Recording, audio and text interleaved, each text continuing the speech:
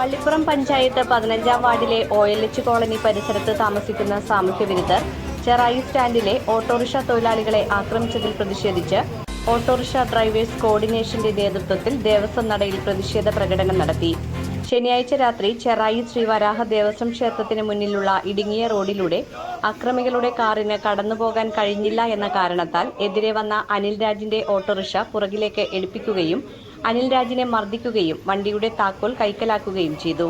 തുടർന്ന് ഓട്ടോ സ്റ്റാൻഡിലെത്തിയ അനിൽ രാജ് സ്റ്റാൻഡിലെ 2 സഹപ്രവർത്തകരോടൊപ്പം താക്കോൽ വാങ്ങാനായി ആക്രമികൾ താമസിക്കുന്ന OLH കോളനിയിലെത്തി ഇവരോട് താക്കോൽ ആവശ്യപ്പെട്ടപ്പോൾ കൂട്ടത്തോടെ വന്ന് ആക്രമിക്കുകയായിരുന്നു.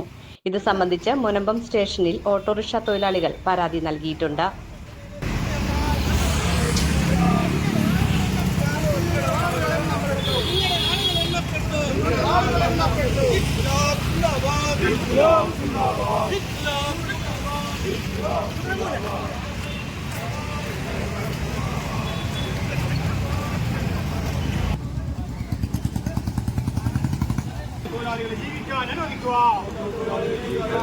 ഓട്ടോറിക്ഷ തൊഴിലാളികളെ ജീവിക്കാൻ അനുവദിക്കുക.